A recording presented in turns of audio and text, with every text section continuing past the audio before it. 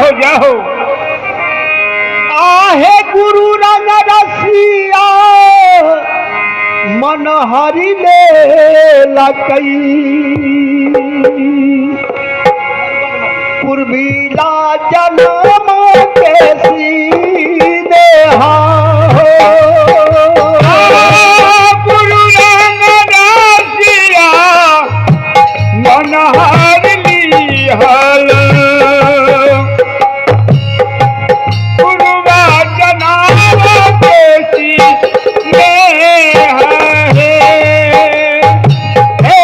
गुरु रंग रसिया मन हरि ले लकई पूर्वीला जन्म के सीधे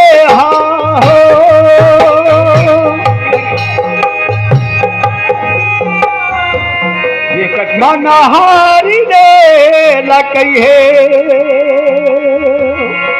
पूर्वीला जन्म के सीधे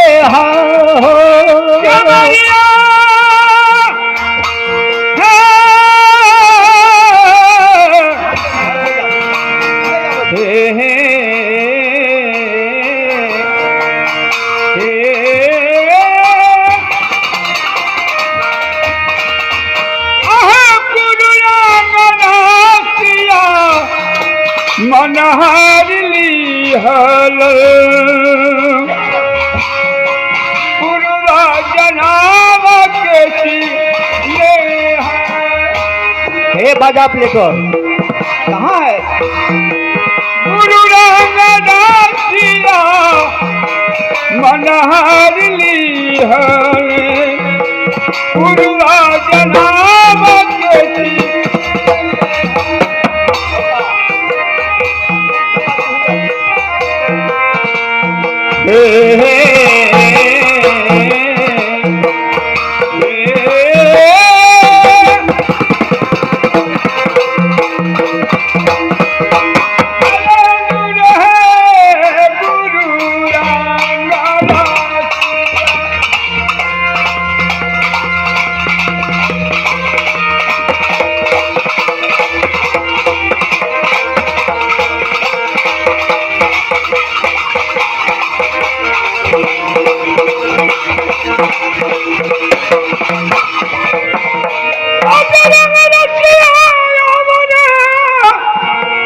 अरे भैया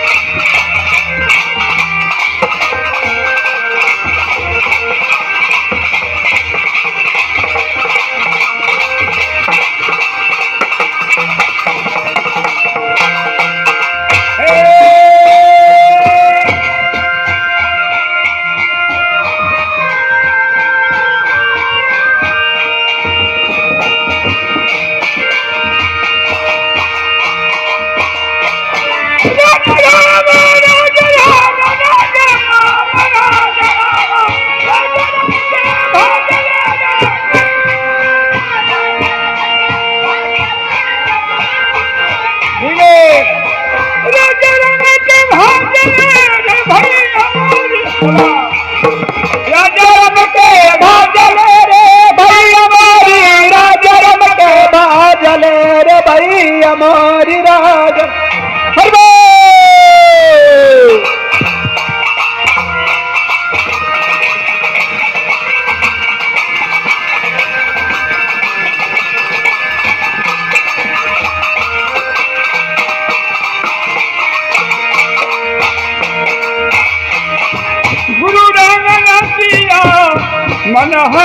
लिहल जन्म जन्म के चली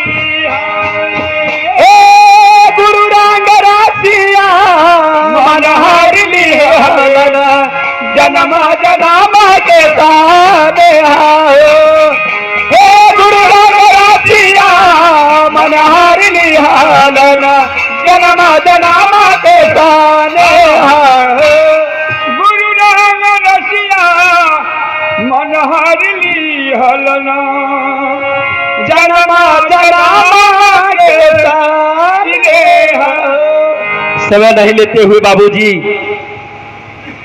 लड़का 11:40 पर बैठे हुए है, 5वां सीढ़ी पर खड़ा है।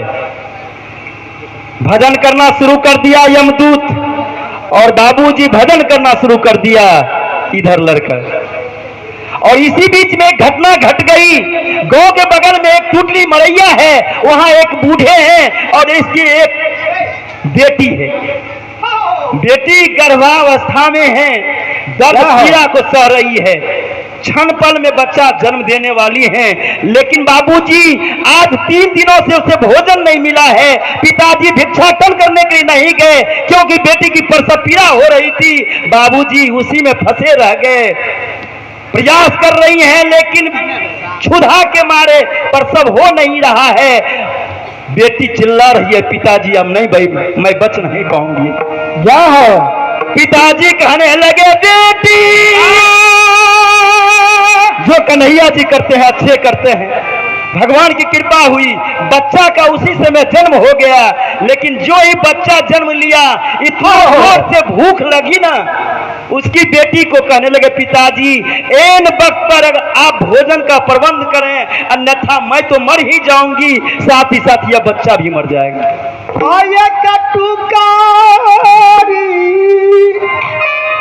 भोजन बाबूजी आया दूधी करई दियो कारियो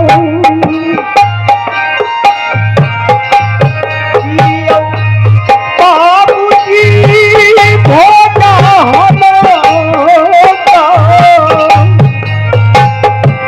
करइयो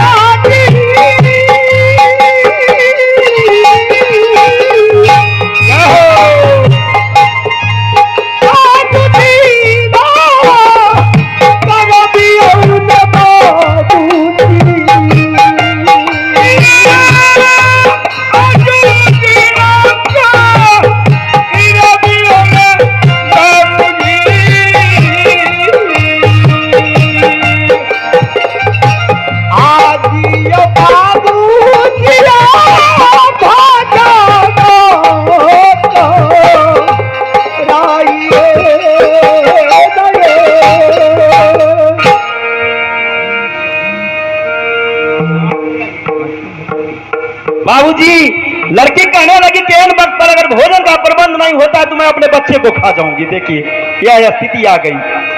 लड़की कहने लगी, पिताजी भोजन का प्रबंध हो नहीं तो बच्चे को कच्चे खिला जाऊंगी। बूढ़े कहने लगे कि बेटी रात्रि के 11:40 होने चला है, इस वक्त कौन सा होगा घर खुला जहां भीख मांग के दे दूं। कहा पिताजी प्रयास कीजिए ना। पिताजी चल दिए, बूढ़े चल दिए। बाबूजी चलते चलते चारों दो तरफ घूम गए लेकिन कहीं नहीं मिला। लेकिन ये क्यों घर ऐसा था जहां फाटक खुला हुआ था? कौन सा घर? जहां आज काल के गाल में राजकुमार जाने वाला है वह घर।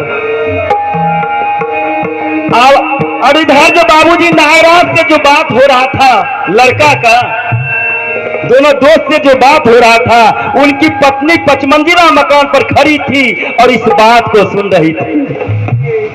अब तो रोना शुरू कर दी पत्नी, भगवान मैं कितनी अभागिन हूं कि मेरे सोहर जी मुझे अपने नैनों से झांक के देख भी नहीं पाए। रो रही हैं जार बेजार बाबूजी।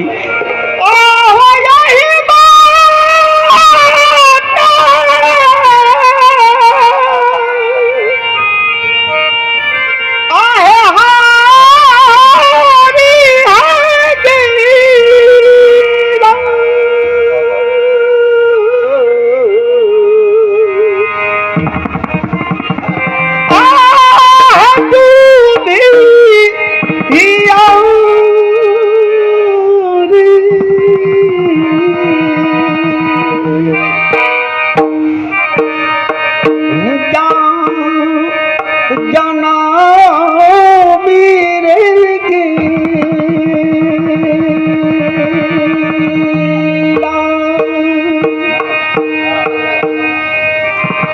आकिया है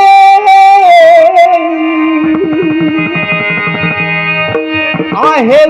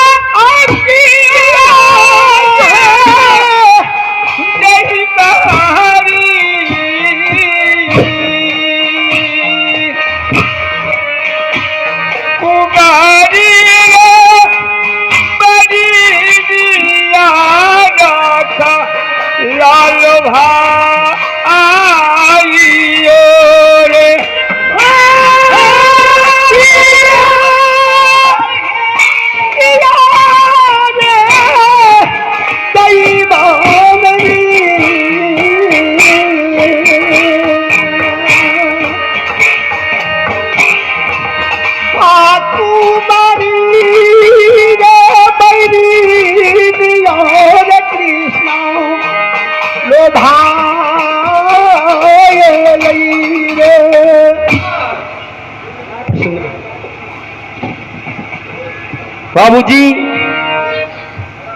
लड़का खड़ा है, दोनों भजन गा रहा है और लड़की औरत जो थी राजरानी राजकुमारी मन में सोचने लगी, भगवान अपने पति को देख भी नहीं पाऊंगी और वह मारे जाएंगे, सर्पराज डस लेंगे। तो एक उपकार कर देते हैं। एक बूढ़ा का तब तक में आवाज आया कि कोई है माता राम, तो मेरी बेटी क्षुधा के मारे मर रही है, भोजन का प्रबंध हो सकता है। इन बख्तर बाबूजी, राजकुमारी सोचने लगी, पति को नहीं देख पाऊं, कम से कम एक उपकार तो जरूर कर दूं, कोई जो है भूख से मर रही है। और उसमें आवाज लगा रही है कि प्रसव पीड़ा भी हुई है, प्रसव हुआ है। कदम नीचे करती करती बाबूजी पहुंची 56 प्रकार का व्यंजन, 56 प्रकार का व्यंजन बाबूजी उस बूढ़े के झोला में डाल दी। झोला उठाया, बूढ़ा चला गया, बेटी के आगे रख दिए। बेटी बाबूजी उसमें भूखी थी। ऑपरेटर साहब जहाँ कहीं भी आने का कृपा करें। भूखी थी ऑपरेटर साहब, उस समय भूखी थी। बाबूजी भोजन करना शुरू कर दी। वो लड़की भोजन कर रही